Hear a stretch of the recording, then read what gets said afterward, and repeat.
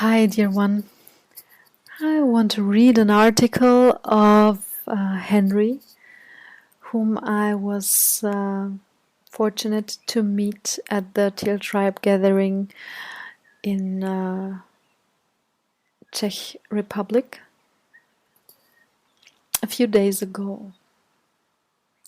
So his article is called "A Worldview Worth Believing," and I find it really beneficial in the path of awakening. I will put the link below to the original article. Maybe you want to relax yourself before starting to listen to the article.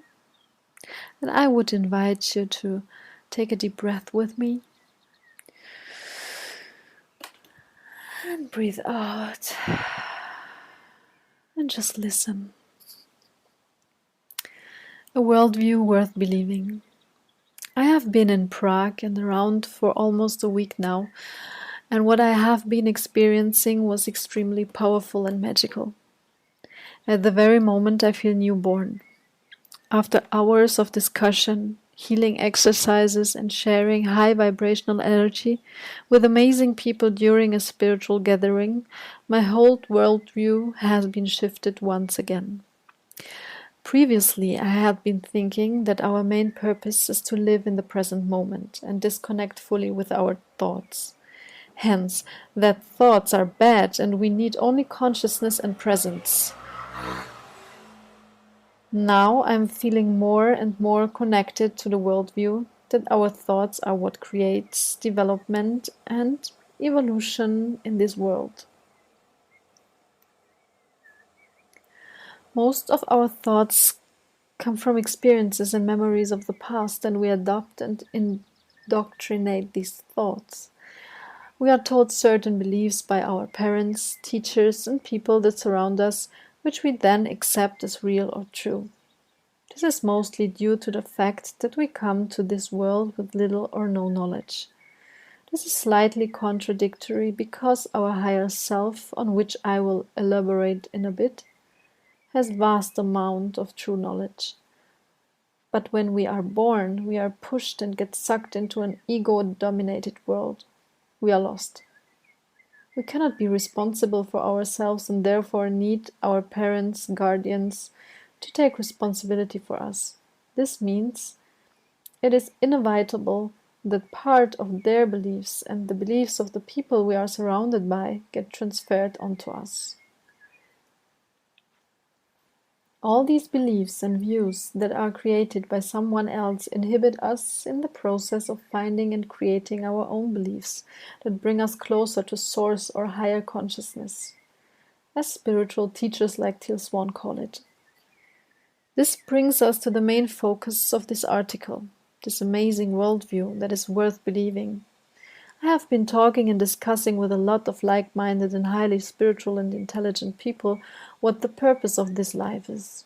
You could now say that I am again falling into the trap and becoming indoctrinated as I am listening and believing what others tells me. But what is important here in my newly adapted worldview are two things. One, my feelings and inner self seem to lighten up with this new belief. At the moment I am so connected to the present moment and happy as never before in my life. I feel like I am really beginning to move to what my purpose and design is. Second, the people that have a similar view on life share these feelings. During the gathering we were all connected so much. There was huge energetic presence of unconditional love and acceptance, which is so rarely found in our modern world. These powerful and highly vibrational feelings present in connection with these people shows me that there is truth to this worldview. The worldview that I have adopted, that many spiritual teachers share. Teal Swan has many great videos on it, by the way, and that is so beautiful. We are all one. Yes, we are all one. We are part of a higher consciousness or source, or you may call it God. It is present in all of us. Before we are born, we project the thought of us that manifests itself as a physical form for us as human. Through the manifestation of physical form, there are now two forms of perception. One, the perception of the higher self or source that is still present in us. Two, or better said, second, the perception of ourselves as an identity. I will repeat. Through the manifestation of a physical form, there are now two forms of perception. First form, the perception of the higher self or source that is still present in us. Second perception, the perception of ourselves as an identity. We then create a desire by thought that manifests itself in the purpose that we deep down want to fulfill. For example, if we are raised in a family where all our forms of self-expression are repressed, we may create the desire to be able to express ourselves fully.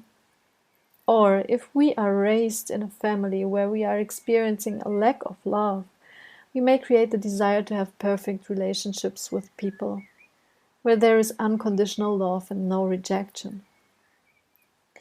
Our higher consciousness then becomes this desire, and the meaning of life for us is to become a vibrational match to this desire we have created.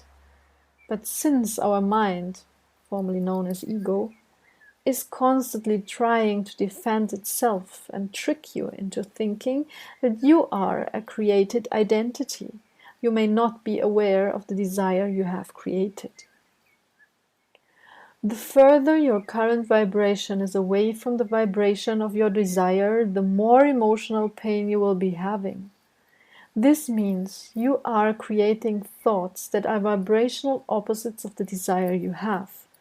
So, if your desire is to express yourself fully, but you are thinking, what will people think if I express my anger now and scream?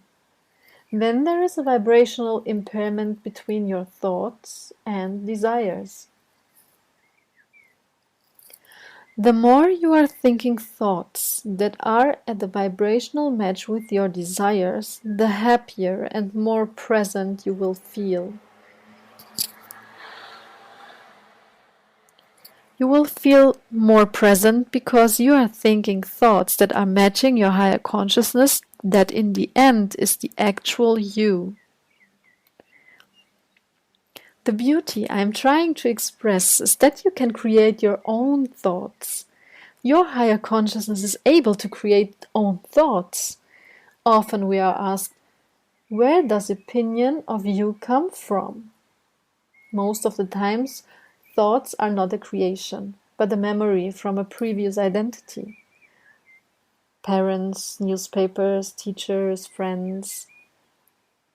This may reflect a viewpoint that is not in vibrational match to our desire, purpose. Hence, it is important to believe and create thoughts that instead of being polar, are in alignment with our desire. What is even more beautiful is that, as the law of attraction states, you will always be attracting things that are a vibrational match to you. If your thoughts are negative and of low vibration, you will constantly attract people and situations that are of this vibration. But if you create positive thoughts and believe thoughts that are in alignment with your purpose, you will be of higher vibration and more connected to Source, and hence will attract higher vibration into your life. Things that are often seen as coincidences are really not. But you attract them. And this is beautiful. The whole search of the perfect partner and the never-ending seeking is useless, because we will attract a partner that is of similar vibration. If you really want the perfect partner, you have to get rid of the unnatural seeking and start doing things that increase your vibration. This will make you feel better emotions, and you will be attracting higher vibration. For example, healthy food, amazing people, amazing partners, amazing experiences in the present moment. Life now becomes a flow more than a stress. We need to start deconstructing and unlearning our social identities, because they are not really us. We are on our way to find our real higher consciousness. That is the desire we have created, all of us. Remember that. Now it is time to listen to your emotions, because they are always convening how distant or close your vibration is to the vibration of your purpose. Feel your emotions and dive deep into them. Slowly remove the things that keep fueling your identity and how you are portrayed on paper. Add in the things that are of high vibration. We are endless. We are source. Your death is simply a transfer and not an end. The fear of death that fuels so many other fears is created because we fear that there is a total end.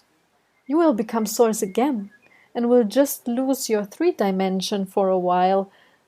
It will be okay. So whenever fear holds you back from doing what you really want, moving you towards higher vibration, remember, fear is not death, and death is not an end. I am not saying that this worldview is not non plus ultra. Believe it or not, it is your choice. It is now what I believe, and this might shift and change again with further experiences. It is simply here to give you comfort. There is meaning in life if you decide to unravel your social construct and allow your higher consciousness to feel that this life is magical. That things happen for a reason. Learn to see experiences that are painful as a compass, trying to guide you towards the right direction. You just have to be aware and stay in connection to your emotions. You will lose connection to your real self, source, if you repress your emotions. Bad emotions are not bad. They are necessary. They are your GPS, and if you listen to them and dive deep in, your direction will become more and more clear. We'll post soon on diving deep into emotions. The more connected you are to your higher consciousness, the more awake you are. You will start to notice how beautiful the world is, how the present is magical, how nature is so deeply connected to you if you allow it. How you can have the real feeling of oneness with other people if you allow it. You are a being and not a person. Reconnect to that being and life will be beautiful.